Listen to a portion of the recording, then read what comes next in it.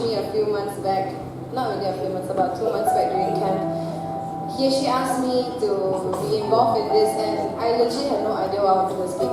Then we came to this topic where he wanted us to explain what we think, why is there a difference between our parents and us, or the uncles and aunties or our grandparents.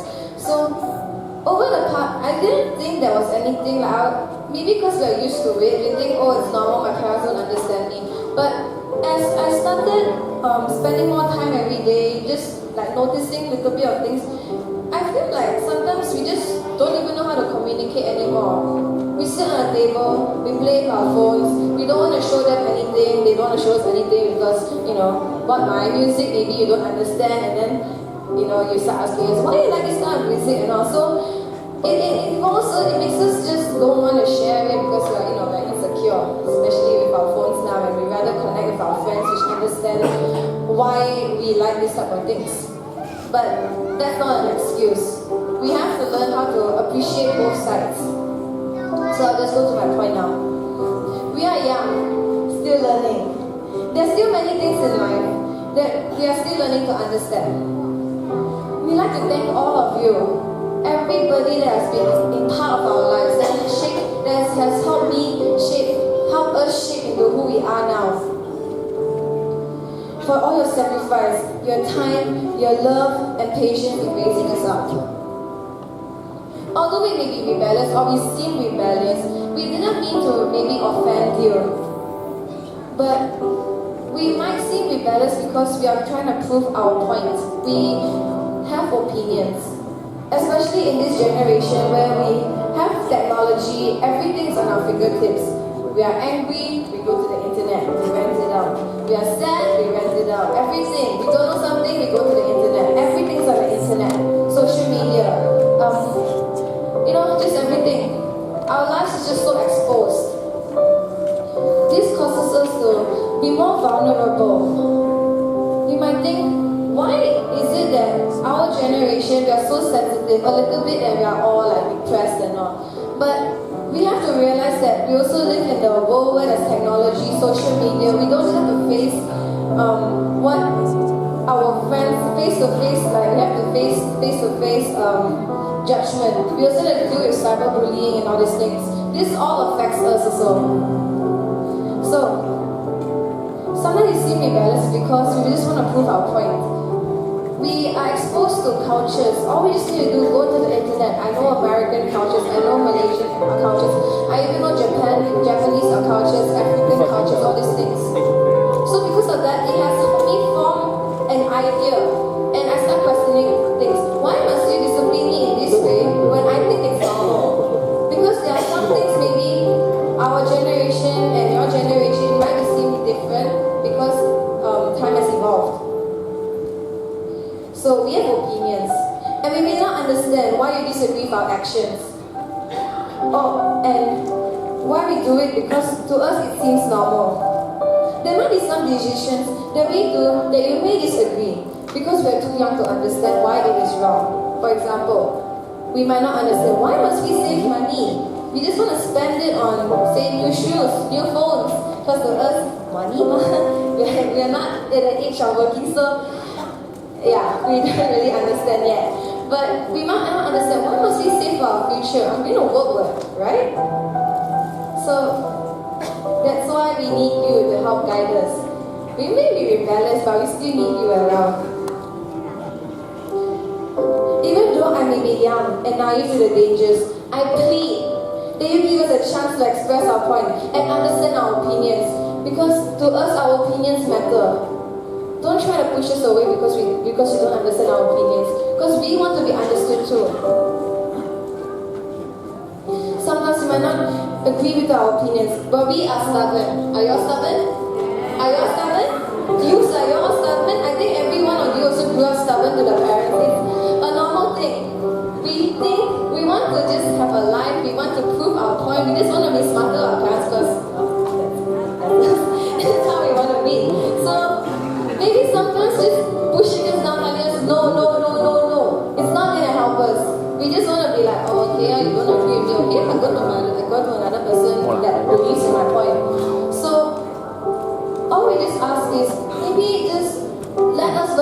mistakes. Maybe you don't want us to go through the same path because you have gone through the same path and you have gone through all the heartaches, all the pain and everything, and you don't want us to go through it. And I thank you for all of that. But sometimes maybe just giving us some space and time to just learn from our mistakes, this will help us. Because learning from mistakes is one of the best ways to learn anything. I admit that sometimes I choose not to listen because I think I know what I'm doing. We may be young, but I believe that we have good ideas. Do we have good ideas? We are the next generation. We have to have good ideas. We have to learn ourselves how to express our points because in the future, we are the ones going to be doing everything ourselves.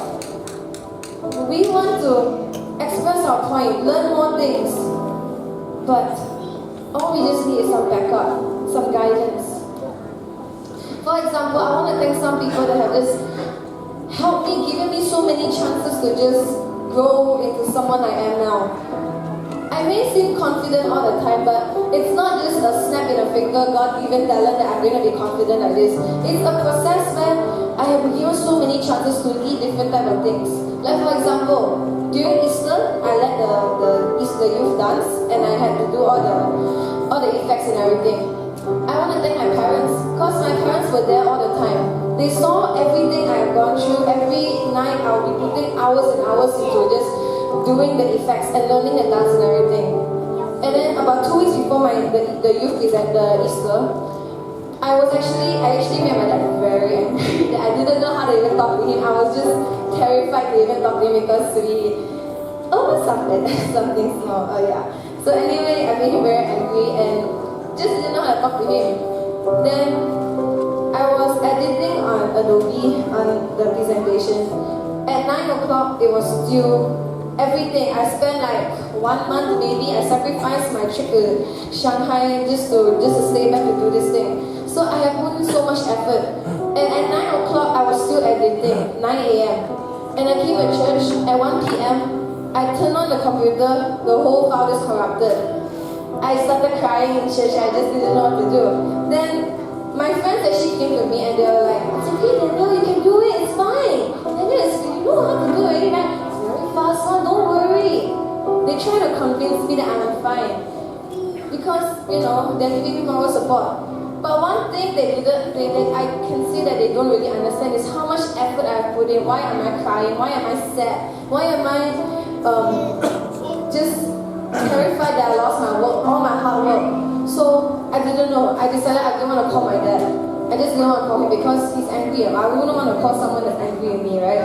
So I tried to hold it on. I tried to be strong by myself. It didn't last. Half an hour later, Uncle Sam came in, he didn't know I was still sad over it. And then he came and teased me, just like, little bit, just nudged me a little bit. And then next thing I know, I burst out crying. My friends couldn't help me, I had no choice, I had to call my dad. Even though my dad was super angry with me, when he heard my voice, he decided to put his anger away and just give me support to just help me go through my problems. Just like how God, even though we may just be angry, rebellious, we don't want to listen to Him, God still chooses to be faithful to us. So I just want to thank my dad and my parents and my mom also. They stayed up that night, they gave me aircon, they gave me food, they gave me this to help me stay up late and just do all these things. So I just want to thank them for just giving me the time to just grow and be supportive in everything I do. Even Pastor Mary and Auntie Judy, they have just given me so many opportunities. So I plead, maybe I'm the one that's giving so many opportunities. You might say, but there are so many other people around us, so many youths, they want to serve, but no one is there to help them. No one is there to just motivate them. There are so many youths now, all we can just say is, oh, this generation, they don't want to do anything. They are not motivated to do anything. Maybe it's not because they are not motivated. It's because all they ever get is being judged. They do a little bit, they don't know what to do anymore. They just want to look back and just know that there's someone behind them. Our parents, our adults, no one to judge them. Just a little bit of just confidence to give us, affirmation that you will be there for anything that goes wrong. We have reached a time where we are always judged. maybe we feel we're always judged. But we just want to know, will you be there to support us? Will you be there when we want to just improve ourselves? We have reached the time when this era, where technology is more advanced than last 20 years. We are also learning how to use the technology. You're also learning. Maybe there's some things that you know and we don't know, but there's some things we know and you might not know. Maybe instead of just, sorry to say, like having too much pride to just accept that technology is going to improve and that we are a generation that needs technology around us. Maybe it's just both sides, including the youths, to just humble ourselves, to just appreciate both sides. Because that's how we're really going to fix this generation gap. It's not a generation gap if we work together to just improve this culture. So, as the Bible is mentioning, 1 Corinthians 4 verse 2. Now it is required that those who have been given a trust must prove faithful. So all we just ask, can you give us the trust and the time and space to just improve ourselves, make mistakes, grow from our mistakes and everything? So, and also give us faith that we are not a generation that's going to just dwindle away and not do anything. Because we want to be improved too. If you're constantly always being told, you're not good enough, you're too young to understand all these things, it's not really helping us. Maybe it's for us to understand, oh okay, we can improve ourselves, but it actually affects us also. It feels like, oh, we are not good enough.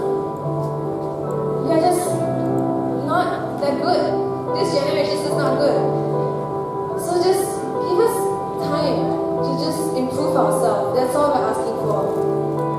If I accidentally insulted you or offended you or attacked you, I'm sorry, this is not what I have intended, or that's not any of us our intention to do that.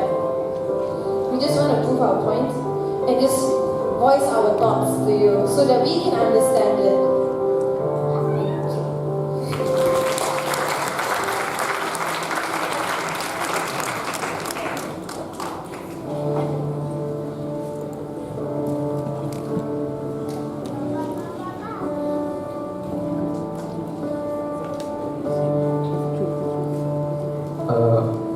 Hi.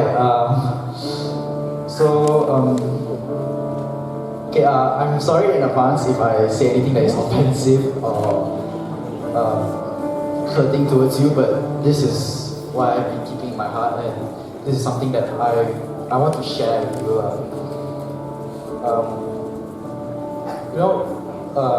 Our generation we are actually trying our best, to be who you want us to be, or like just to be someone that you can be proud of. And we're still young.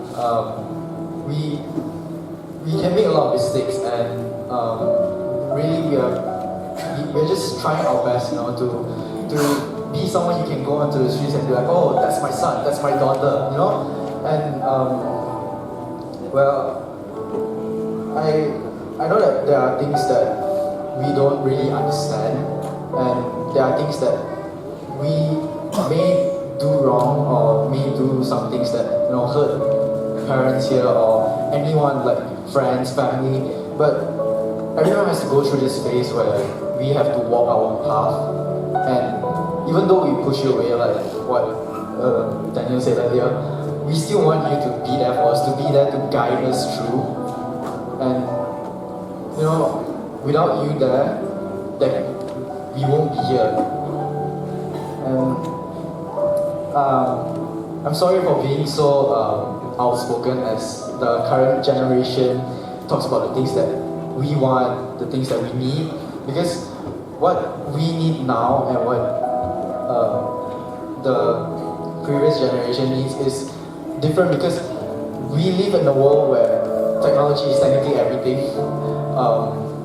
Like, let's just say parents aren't home and we can't go out to buy food panda, and when we don't have transport, Grab, all these things, they're all in our phone, and it's so convenient to the point where this is basically something that we need. And even my notes, I have to write it all inside the phone. And about and being antisocial and all, this is basically our fault as well, because even though we know that we have to communicate and all, but still we are still on our phones and all. But if you think about it, sometimes we may be like talking to someone, texting, or just doing some research. I mean, that's Mr. Google, right? So I know that there are times where for me, I know that there are times that I stay on my phone for too long, and I'm always playing my phone. And I understand that why my grandparents would scold me, because I basically cannot study. And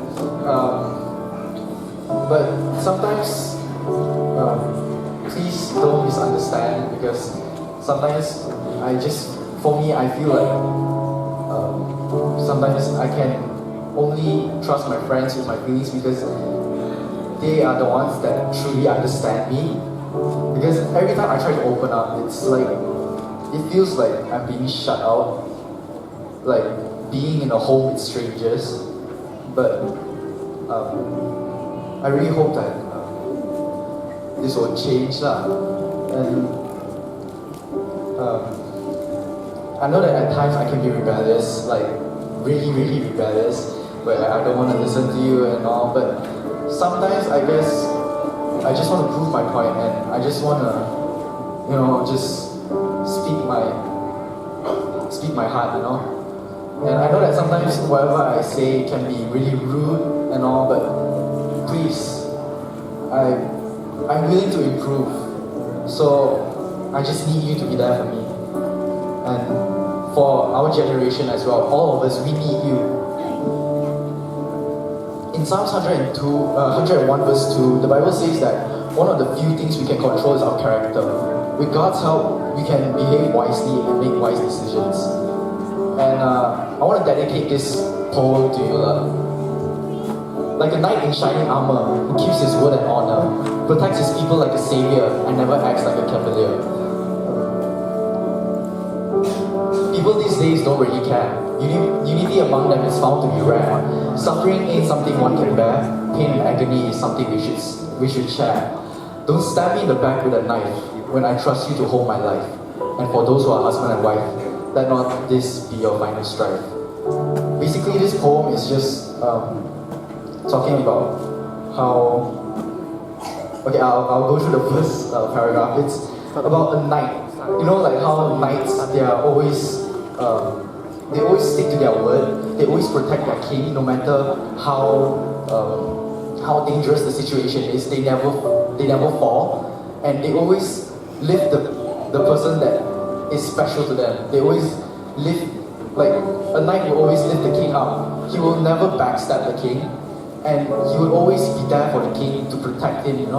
And like he protects his people like a savior, just like how God is always there for us, like how God always keeps us safe, even though He may give us like maybe something like a exam to test our faith and all, but He's still there for us, and never acts like a cavalier.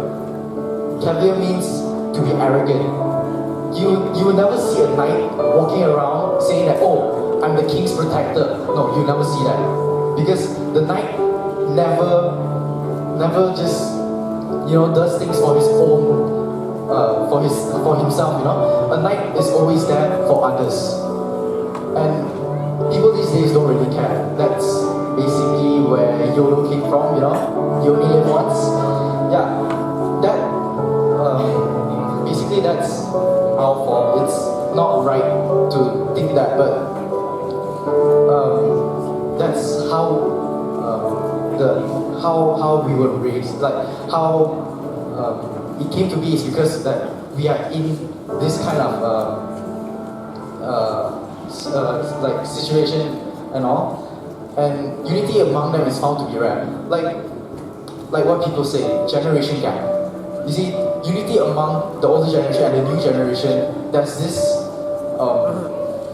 just this hole in between where we think we're trying to fix it, but in reality, we're just trying to prove each other wrong. And suffering isn't something one can bear. Pain and agony is something we should share. It's because you see why people nowadays they have depression, suicide, and all. Why? It's because we can't share our pain because nobody wants to listen to us. But in reality, everyone's trying to help us, but we just think that, oh, you know, they're not even listening. Why should I bother? And don't stab me in the back with a knife once I trust you to hold my life. And for those who are husband and wife, let not this be your final strife. For parents, husband and wife, I know that I'm in no right to say this, but you know, our generation, we know quite a lot of things compared to some people, because you know, we have a lot of things in the internet, like social media. We can search like, I don't know, love quotes or something, and basically, in a way, we know slightly more than we should, and those that are husband and wife, right? You're holding each other's life. Don't stab them in the back. Don't betray them. Don't betray each other. And you know, like for those of our generation who have, or maybe in the previous generation as well, your parents, you know, you have split parents. But why? Why do we have that? I mean,